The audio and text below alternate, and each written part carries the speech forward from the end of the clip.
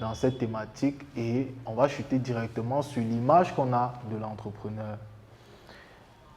Pour ma part, lorsque je parcours les différents canaux sur Internet, les canaux web, et lorsqu'on parle globalement de l'entrepreneur dans notre contexte, on parle de l'entrepreneur,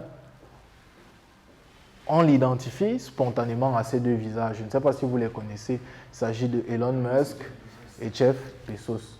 Ce sont des personnes, dit-on, les hommes les plus riches du monde.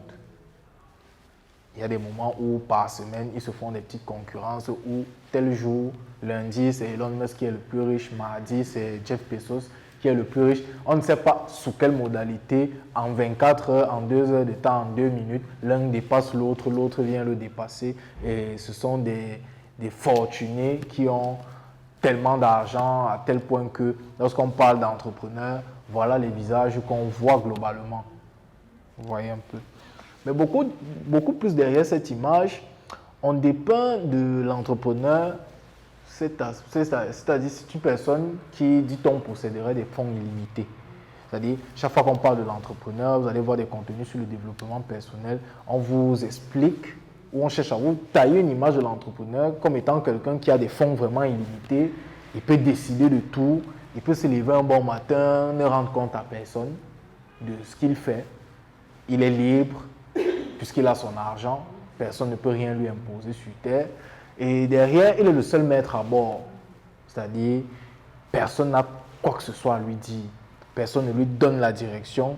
Il n'a pas besoin même de l'intelligence ou de la créativité des autres autour de lui.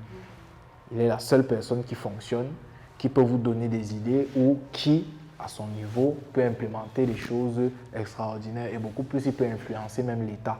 C'est-à-dire, on a taillé avec l'image de ce type de personne un personnage selon lequel quelqu'un peut se lever un bon matin, influencer l'État, remettre en question même l'ordre établi, faire des pressions même sur les gouvernements. Et c'est globalement l'image qu'on vend. Lorsque beaucoup de personnes, on échange avec eux, on leur demande quelles sont leurs motivations pour être entrepreneur, ils voient spontanément cette image-ci.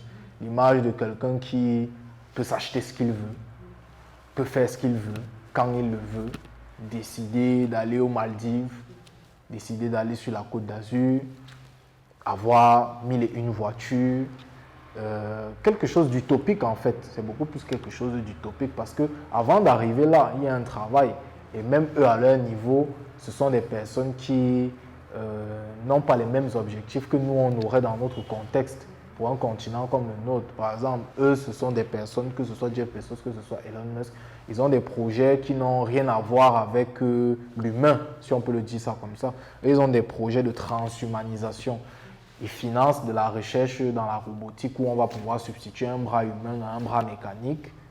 Vous voyez un peu, est-ce que pour nous, à notre niveau, vu les problèmes qu'on a dans notre pays, sur le continent, est-ce que c'est le genre d'entrepreneuriat que nous, on veut faire?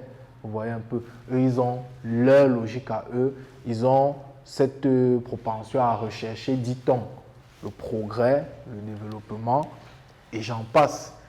Donc, derrière ça, avant d'atterrir sur la question de l'économie, chaque fois que vous allez entendre parler de l'entrepreneur, pour ce qui concerne le monde dans lequel on vit, on va vous parler de Warren Buffett, on va vous parler de ces gens. Ils financent des expéditions spatiales. À quelle fin?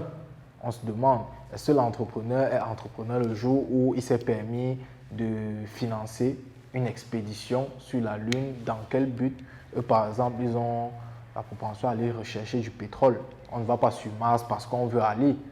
On va sur Mars parce qu'il y a du pétrole qu'on recherche et ceux qui vont découvrir les premières traces de pétrole seront ceux qui pourront contrôler carrément le marché.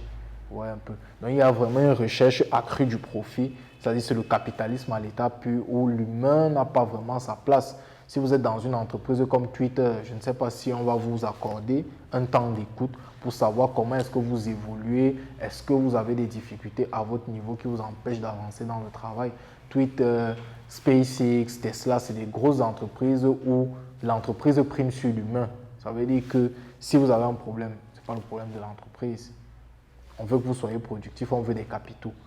Mais si la question de l'humain se pose, on ne veut pas la connaître. On veut connaître la notion des capitaux, tout simplement. Donc, c'est des entreprises à gros budget qui sont tournées vers un profit immense dans lequel la société globale, le volet social n'est pas vraiment garanti.